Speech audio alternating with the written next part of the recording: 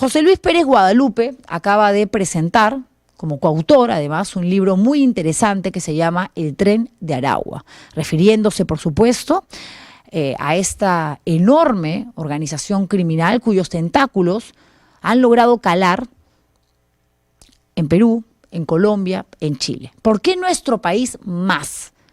¿Por qué aquí el nivel de delincuencia ha aumentado con la presencia de estos malos venezolanos principalmente? Y digo de estos malos y no hablo de los malos venezolanos porque no me gusta meter a todos en el mismo saco. Conozco a muchos ciudadanos de este país que se ganan la vida honestamente, que se rompen el lomo para darle de comer a su familia.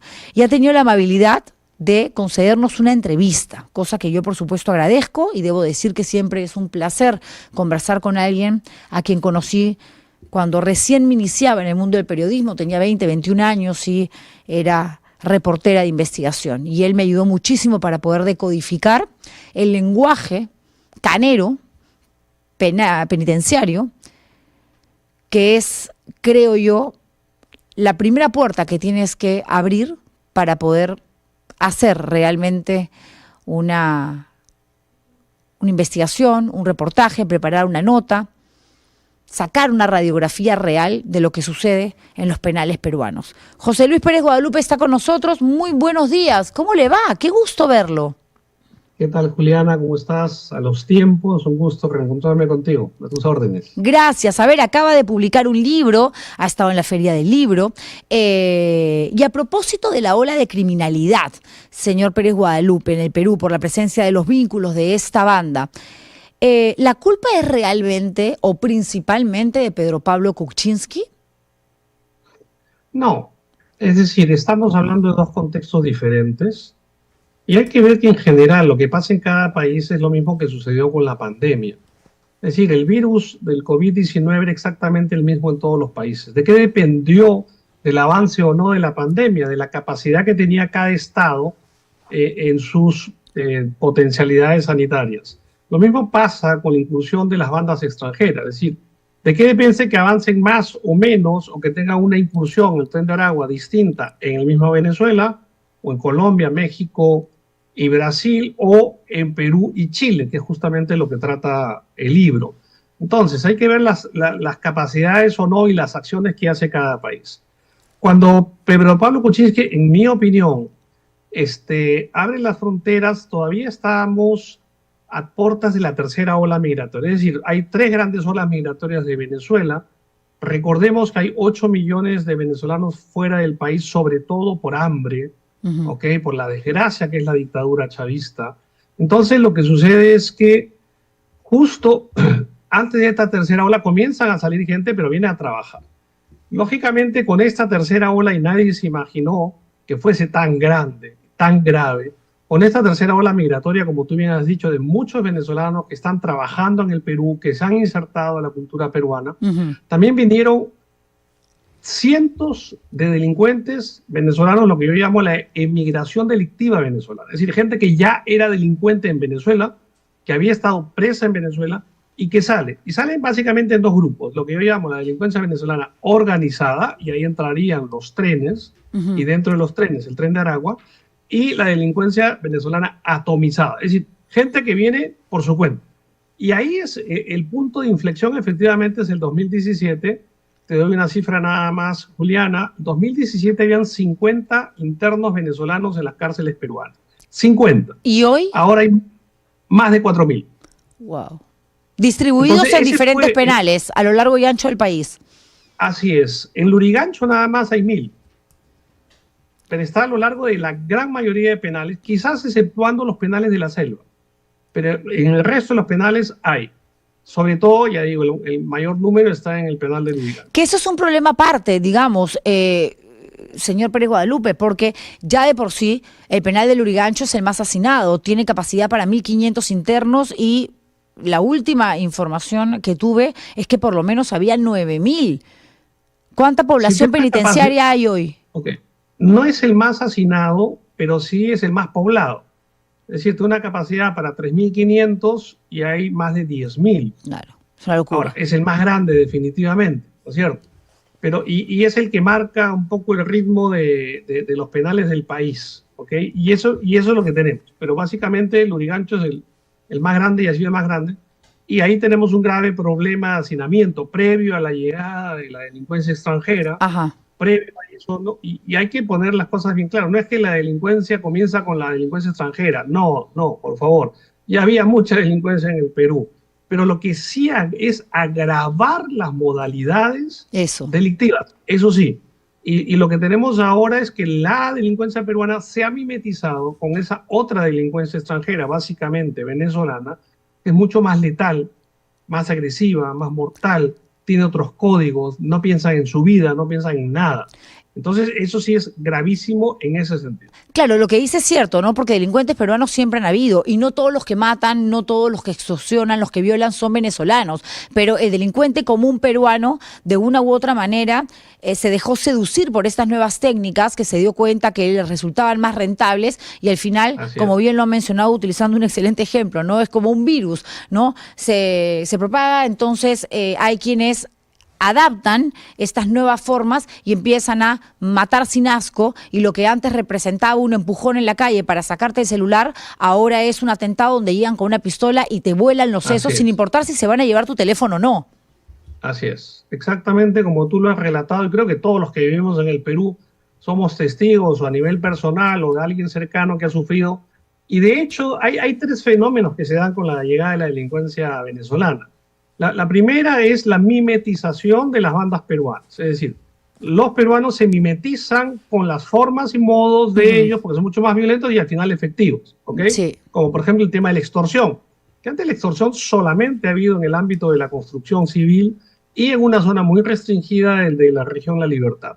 Pero ahora más bien se ha generalizado. Esa es una modalidad netamente que traen los delincuentes venezolanos. En segundo lugar, se da un proceso de tercerización de la delincuencia venezolana. Es decir, disculpa la brutalidad que voy a decir, pero hay tanta mano de obra delictiva venezolana en el Perú que ahora la delincuencia se ha abaratado. Entonces, los peruanos ya no hacen el trabajo sucio, lo subcontratan, outsourcing, ok, es decir, al peruano le dicen, oye, un sicariato, sí, quiero matar a alguien, ¿cuánto es? 5.000 soles, muy bien. Llamas al venezolano, oye, chamo, toma 1.000 y hazlo tú el trabajo. claro. Ok, Hay una entonces el especie de segundo fenómeno, tercerización. tercerización. Mm. El fenómeno económico está en todos lados. Sí, así Y en veo. tercer lugar, hay un proceso de alianzas que no termina de consolidarse, es decir, bandas binacionales. Pero ahí hay que tener cuidado, no son bandas binacionales estables, no, porque hay mucha desconfianza, porque son dos nacionalidades diferentes, Ajá. e inclusive dentro de los mismos venezolanos hay mucha desconfianza, porque vienen de dos modelos, la gran mayoría, modelos delictivos diferentes. Uno son los modelos trenes, Ujú. y uno de los trenes es el tren de Aragua, y el otro modelo es lo que yo he llamado el modelo Caracas. Y entre ellos se pelean, le digo, tenemos, y ahí vienen las bandas de los trenes, y ahora en el Perú y fuera de Venezuela los antitrenes. Entonces, entre ellos, por eso que hay matanza entre los venezolanos, se pelean. Pero en todo caso hacen unas bandas binacionales, pero lo que yo llamaría tipo injerto. Es decir, se juntan solamente para robar, para asaltar, para una visión, un derrote, ¿no es cierto? Y entran juntos. Pero no es que sigan juntos Ok, siempre, ok. es por la desconfianza. Esos son los tres fenómenos que ha producido, grosso modo, la delincuencia extranjera en el Perú. Claro, la pregunta que yo me hago es, ¿qué es lo que ha hecho que el Perú se convierta en una tierra, en un espacio tan fértil para la delincuencia, para que operen, ¿no?, aquellos que forman parte del Tren de Aragua y que son una especie de discípulos de aquellos que manejan la gran organización criminal? Porque si bien vemos la presencia de estos ampones, de estos sicarios, de estos extorsionadores en Colombia, en México, en Chile, aquí en Perú han cobrado mucha más fuerza y tienen Sí. ahora mismo una capacidad de repercusión que no se ha alcanzado en los países que acabo de mencionar, ¿o sí? A ver, frente a tu pregunta, ¿por qué en el Perú y en Chile, que vamos a comparar ahorita, entraron más? Eh, Cuando yo analizo el fenómeno a nivel continental, junto con Lucía Nuñovero, que es criminóloga, y Guillermo Coronado, que es sociólogo, junto a los Sí, tres somos los autores del libro El Tren de Aragua, lo que vemos que hay, cuando se expande el Tren de Aragua, hay tres razones para su actuación. Primero, la relación que tenga con el Estado. Segundo, la relación con la comunidad, es decir, con el Estado. ujú, Es decir, puede tener confrontación o cooperación. con la comunidad puede tener legitimidad o terror, y con las otras organizaciones criminales locales puede haber fusión o fisión. Entonces, básicamente, frente a tu pregunta, es los dos factores que determinaron en la relación con el Estado y la relación con las otras bandas criminales. El punto fundamental de por qué entraron y tan fácilmente en el Perú es que en el Perú y en Chile, ¿ok?, no tenemos bandas criminales, carteles de esa dimensión. Entonces no tuvieron bandas que le hicieran el pare a esta nueva delincuencia extranjera. A diferencia de Brasil, que tienes el primeiro comando da capital, tienes el comando vermelho, tienes el terceiro comando puro, os CRIAs, a familia do Norte. Que van a defender su espacio delictivo, ¿no? El lugar donde operan. Así es, no van a dejar que venga otro y le roben la plaza. Obvio, obvio. Los venezolanos se han quedado básicamente al norte, en el estado de Roraima, haciendo alianzas con grupos locales. Claro. Pero tampoco pudieron entrar en Colombia, que fue el primer país que quisieron invadir, porque también hay grandes organizaciones criminales. Y se armaron balaceras enteras. Tampoco han podido entrar en México, ¿ok? Porque ahí las dimensiones son inmensas. Sí, claro. ¿Entiendes? Y en Ecuador tampoco, porque en Ecuador en verdad tienes toda la delincuencia mexicana en Ecuador. Pero aparte de los choneros, los lobos y qué sé yo. Pero llegan al Perú y entran como cuchillo caliente en mantequilla. No hay nadie que les haga amparo. Y en Chile igual. Pero ahí viene el segundo punto de diferenciación. De los tres elementos que he mencionado, es decir, Estado, comunidad y otras organizaciones criminales, ahí quien tenía que responder el Estado. Entonces, hay una gran diferencia entre el Estado tal como está funcionando Chile y el Estado como está funcionando en el Perú. Entonces, tenemos un Estado dividido en sí mismo, no solamente entre los tres poderes del Estado. O sea, el Ejecutivo y el Legislativo son como especie de siameses fratricidas, pero que no llegan a matar a su hermano siamés, porque si saben que lo matan a él, él muere. Entonces, el Ejecutivo y el Legislativo están ahí juntos. Claro. Y el Poder Judicial es el único que se queja de todas las normas a favor de las organizaciones criminales que está dando el Ejecutivo y el Legislativo. Pero no solo es esta división entre los tres poderes del Estado, sin contar de la Fiscalía, que es ya una división inclusive interna, ¿ok?, sino que tenemos una gran división entre esos poderes del Estado y la ciudadanía. Entonces, un ejecutivo que llega al 2% de legitimidad, no va a tener ni siquiera la fuerza para apagar la luz a la hora que se vaya. De acuerdo, pero podrían por lo menos, creo yo, plantear algún tipo de estrategia un poco más inteligente, porque no se trata de decir vamos a colocar más policías en las calles para resguardar. A esos policías, estos delincuentes del Tren de Aragua, no les hacen ni cosquillas. En realidad entiendo que como gran organización criminal que es, los jefes, los peces gordos, no están en Perú, pero sí aquellos secretarios, subsecretarios, porque deben tener obviamente toda una organización jerárquica, depositados en diferentes países donde operan. A ellos deberían de casualmente buscar las miradas de inteligencia de la Policía Nacional. Debería estar tras los pasos de aquellos que son los encargados de manejar a todos los subgrupos que se encargan de la delincuencia común, del día a día, ¿no? Del extorsionar, del llamar por teléfono, pedir una coima, un cupo, o si no te reviento el negocio con una granada. Y no hay una estrategia para eso. Y ha quedado clarísimo, después de escuchar a Dina Boluarte en su mensaje a la Nación, donde el tema de seguridad ciudadana lo pasó muy rápido porque sabía perfectamente que no tenía nada fuerte para proponer. ¿Qué debió decir la Presidenta de la República? ¿Qué debería de hacer el gobierno central para ponerle un alto, hacerle un alto a esta ola de delincuencia? Primero un disclaimer, yo no he escuchado ayer el discurso de Dina Boluarte. No se perdió nada. De fondo, porque la verdad ya nos está acostumbrando a hablar mucho y no decirle nada, y de forma porque la verdad ya no aguanto su tono de voz. Pero tú me has preguntado sobre la inteligencia del gobierno, pero digo, ¿qué inteligencia? ¿La de Norman Quero? ¿La del vocero de Dina? ¿La del gabinete Arana, anodino y balbuceante? ¿La inteligencia del nuevo ministro de Transporte? Es decir, ¿qué inteligencia estamos hablando? De los 15 ministros del Interior en 4 años, Juliana, es decir, no le pidas peras al olmo, es decir, no tienen capacidad, y la que sufre más es nuestra Policía Nacional. Entonces, y ahí viene justamente el segundo punto de diferenciación. Si bien Chile y Perú se parecen en que no teníamos, digamos, grandes organizaciones criminales para hacerle el pare, ¿ok?, a esta delincuencia extranjera, la diferencia ya viene entre esos tres factores, ya digo otra vez, disculpa, entre gobierno, comunidad, perdón, Estado, comunidad y otras organizaciones criminales, es de que Chile sí tiene un Estado unido y sabe muy bien cuál es el enemigo, que es la delincuencia extranjera.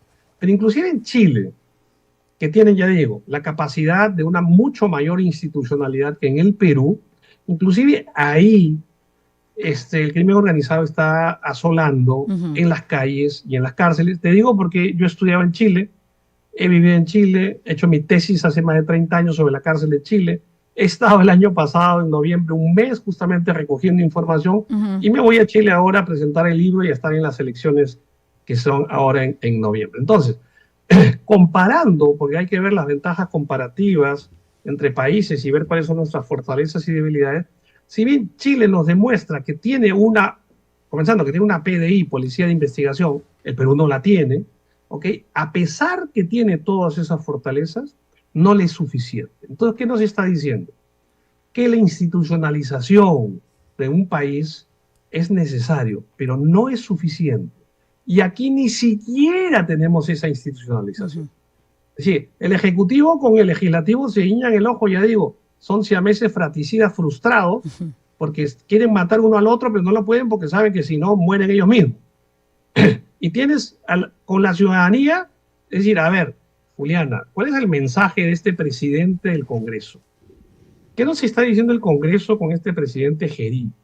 Yo creo que en primer lugar nos está diciendo o manifestando el gran desprecio que tienen por la población peruana. Para ponernos un presidente de un poder del Estado que su mayor mérito es ser acusado de corrupción y de violación sexual, porque no tiene otra cosa para mostrar. Y de archivar una denuncia constitucional contra Dina Boluarte. Amén, tal cual. ¿Pero qué es? ¿Un político conocido, un congresista de polendas, un gran académico? No, nadie. Digo, el único cartel que puede son sus acusaciones penales.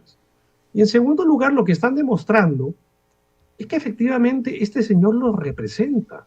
O sea, mira, tienen tan poca autoestima los congresistas y ponen a este señor a decir, este es nuestro presidente, un acusado de violación y de corrupción. O sea, autoestima más baja, que es en la misma dimensión de su soberbia. Y la mesa directiva ya ni te cuento, pues no, ya, sea, ¿para el qué, cartelito no? completo. Rospigliosi, Cerrón, Iris López, el niño. O sea, no, Un ya. niño ahí, un tránsfuga ahí. Uno de Perú, líder, hermano del prófugo. Sí. Pero además, más allá de lo que ellos representan, que es preocupante y que vale la pena que no nos representan, analizar, de acuerdo, son las leyes que han dado para favorecer la criminalidad. Porque por último, ya quédate callado.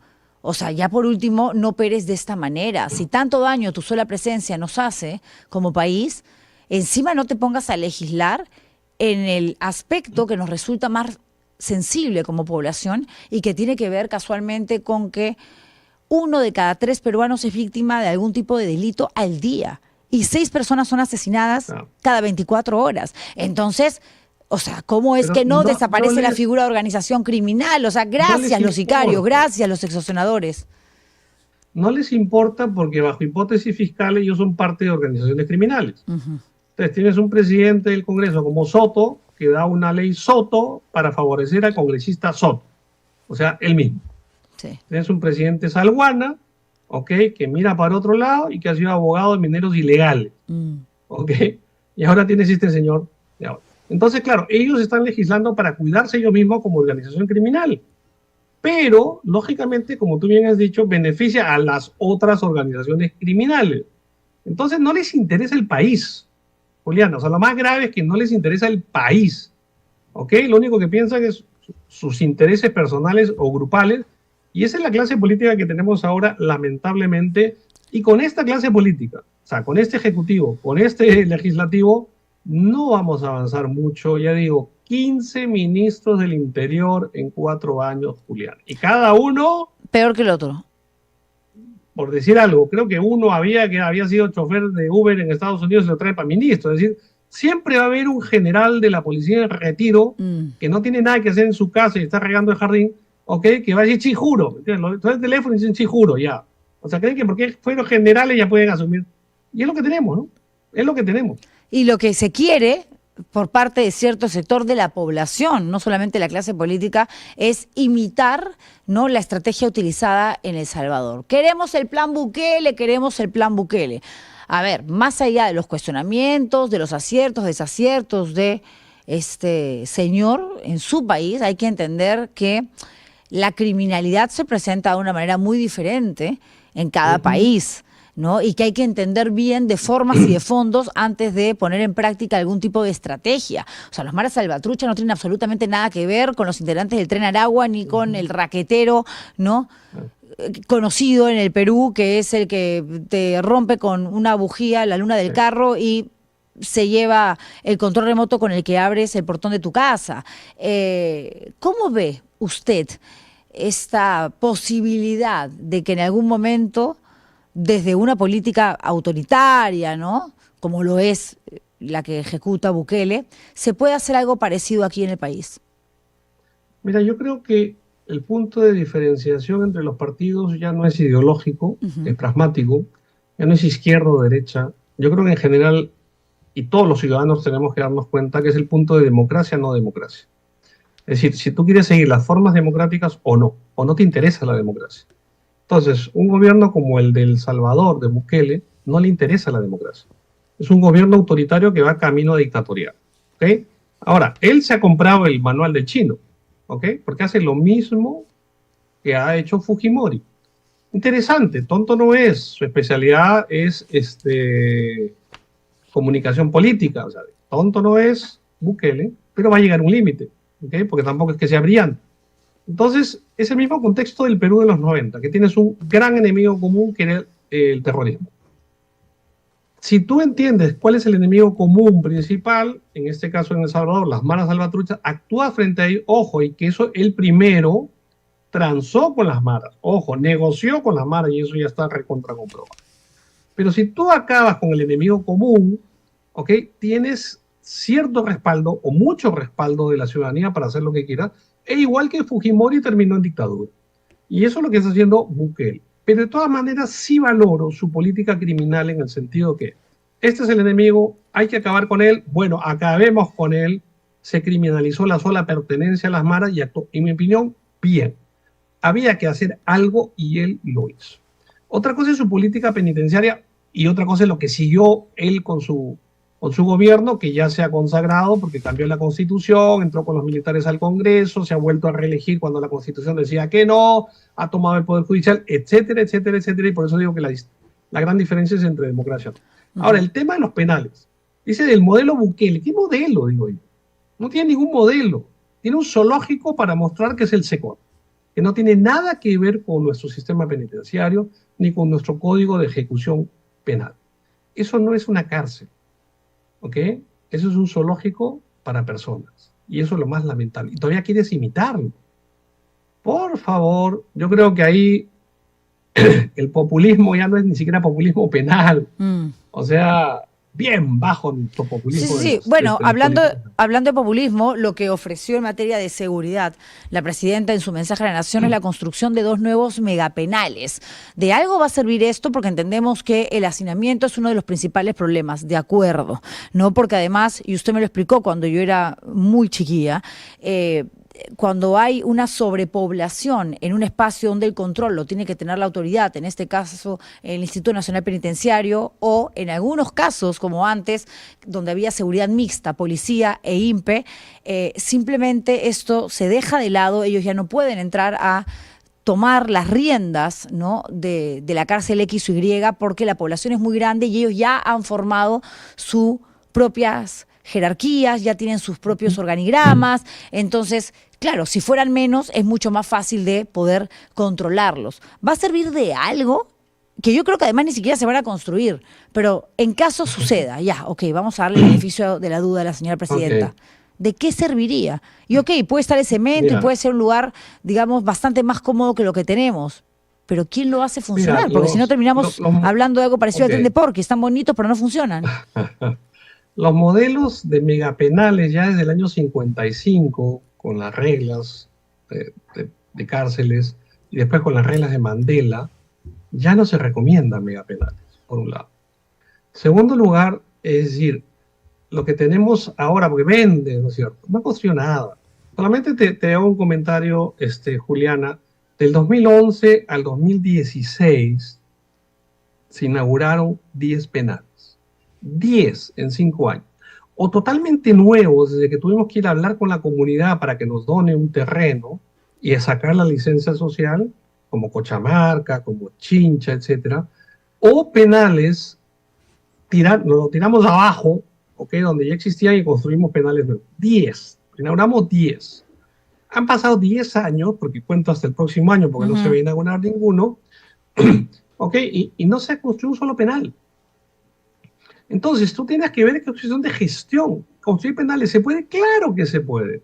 ¿Lo han hecho los dos últimos gobiernos? No, porque no había una... Y ahora que se van, lanzan megapenales, que ya nadie construye megapenales. Una de las razones, la que tú dices, justamente por la gran capacidad y peligro que hay cuando tienes mayor cantidad de gente, pero lo quieren hacer, pero no lo van a inaugurar, porque tenemos un penal, por ejemplo, como el de Ica, que está desde el 2015, que lo construyen. Han pasado 10 años y todavía no se ha construido una sola celda. Sí, no, ha sido en realidad, ha sido de darle un poco a la gente en la yema de gusto. Quieren escuchar algo que tenga que ver con el cemento y aquí, desgraciadamente, en el Perú somos fanáticos al cemento y a cualquier tipo de mensaje que nos hable de la posibilidad de que haya una nueva obra, por más de que después no funcione, ¿no?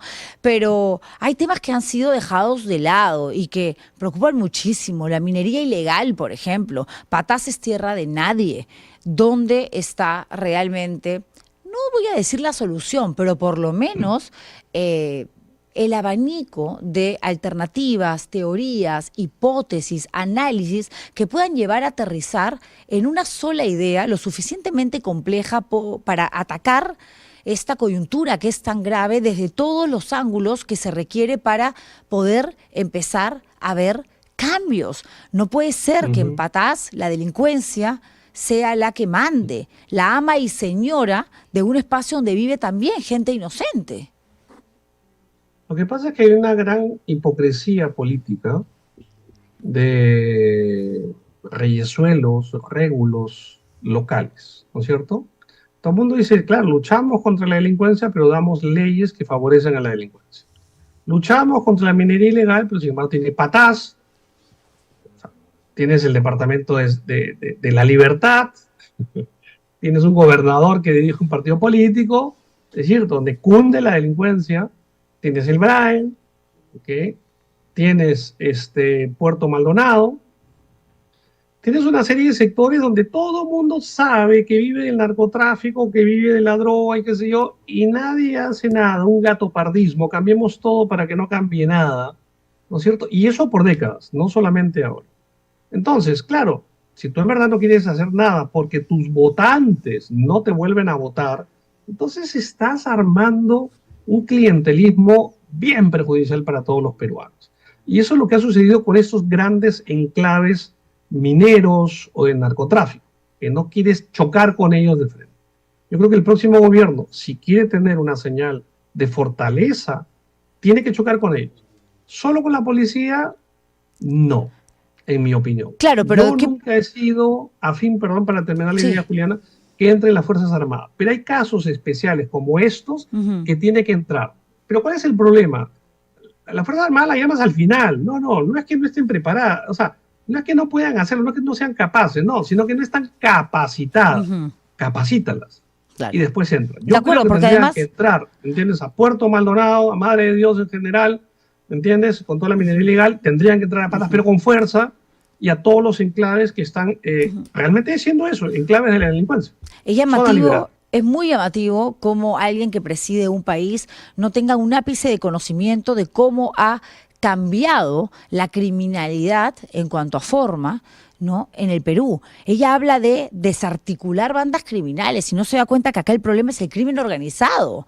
Ese es el real problema. Entonces, ¿a mí de qué me puede servir, qué tanto me puede interesar que pongas 21.500 policías nuevos en las calles cuando no tenemos una estrategia real para ir contra efectivamente la estructura ya concebida en nuestro país por esta mezcla, esta fusión de aquellos que han venido con sus técnicas, que estas a su vez han sido adoptadas y mejoradas por el delincuente peruano, y que esto de una u otra manera se refleja, repercute, hace eco en diferentes espacios, espectros donde se puede delinquir, ya sea a través de territorios donde funciona la minería ilegal, ya sea en las propias cárceles, en las calles.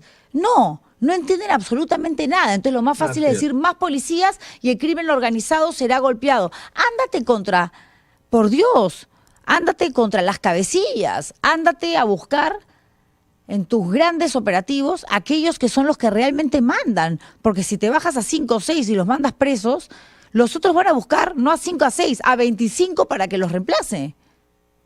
Mira, lo que tú dices es lo más sensato, sentido común, pero claro, a ti, como a mí, como a todos los peruanos nos interesa la seguridad ciudadana. A los políticos parece que no. Al Ejecutivo parece que no, porque hacen todo lo contrario. Dan leyes que favorecen a la... Ahora, en Patás, vamos a llevar 1.000 policías a Patás. ¿Qué significa eso, Juliana? Que sacas 1.000 policías de otro lado. Claro. ¿Para qué? ¿Para la cámara? Desabasteces acá para poner acá. Desvistes un santo para vestir a otro. Sí, una locura. Pero sin estrategia. O sea, lo peor de todo es que no hay. Ahora, no tenemos inteligencia policial. Yo creo que el próximo gobierno hay un... Mira, te comento que acá en el libro El Tren de Aragua, que hemos presentado justo el día de ayer en la FIL, hacemos una serie de recomendaciones de política criminal. Gracias por el close-up. Pero en la Universidad del Pacífico, responsables de nuestro país, del futuro y las próximas elecciones, vamos a presentar en septiembre lo que llamamos Agenda 2026. Es una agenda de 16 puntos en los cuales el próximo gobierno, y eso lo vamos a dar a todos los partidos políticos, para que asuman en 16 temas lo que se debería hacer. Luciano Uño Vera y yo, los dos criminólogos, vamos a hacer la propuesta en seguridad ciudadana. Y ahí vamos a plantear efectivamente lo que se debería hacer. Le digo, a todos los partidos en general, no somos partidarios de ningún partido, no pertenezco a ningún partido, ninguna ideología, en todo caso yo soy social cristiano, ¿ok? Pero que el partido que gane, que lo pueda asumir, al menos algunas ideas. Sí, claro, claro, lo entiendo. Que sepa lo que tiene que hacer, por lo menos, no que no se inaugure y comience a conocer algo. Ojalá que lo escuchen al menos, ¿no? Porque claro, van a recibirlo seguramente y después vamos a ver si llegan a gobierno, qué tanto ejecutan, ¿no? De los que saben, ¿no? En función a los conocimientos que se les ha aportado y encima de manera gratuita, deberían estar más que agradecidos. Yo estoy muy agradecida por haber podido conversar con ustedes después de tanto tiempo. Invito a la gente que nos está viendo ahora mismo, que es muchísima la sintonía a través de este canal digital de la República, a adquirir el libro El Tren de Aragua, porque dentro de la importancia de los temas que plantea uno de los autores, que es José Luis Pérez Guadalupe, con quien estoy hablando, lo que marca la diferencia con relación a otros libros donde también se ha puesto, digamos, sobre la mesa, literalmente, y se ha escrito, sobre todo aquello que tiene que ver con la criminalidad, ¿no? La organización como tal, como banda, como soporte de la delincuencia en un país. Aquí han entrevistado a delincuentes peruanos, venezolanos, que han delinquido, que han asumido, y eso desde el punto de vista testimonial enriquece cualquier tipo de entrega. El libro está en la FIL y lo pueden encontrar ya en las diferentes librerías. José Luis Pérez Guadalupe, siempre es un placer, aunque usted ya no quiera dar muchas entrevistas, con más razón le agradezco. Muchísimas gracias, Juliana, un gustazo de verte después de buen tiempo, así que... De mucho tiempo, bueno, es cierto. Podemos repetirlo. Muchas gracias. Un abrazo. Un abrazo para usted también, gracias. Ahí está José Luis Pérez Guadalupe conversando con nosotros, que es un libro abierto, no es una enciclopedia. Y yo les comentaba antes de la entrevista que accedí a él en calidad de reportera, muchas veces para que me ayudara a entender esto que no es fácil. Yo no estoy diciendo que de un día a otro todo tiene que cambiar y todos tienen que ser especialistas en materia penitenciaria, de lucha contra la delincuencia, pero cuando hay voluntad, cuando hay ganas de aprender, cuando quieres saber de qué manera puedes colaborar con el Perú de una manera real, con resultados tangibles, buscas a los que saben. y replicas aquellos ejemplos que te están dando. Pero si no te da la gana, porque además tú eres un delincuente con saco y corbata o con vestidito y taco 9, estamos fregados, pues, estamos fregados. Yo no voy a despedir...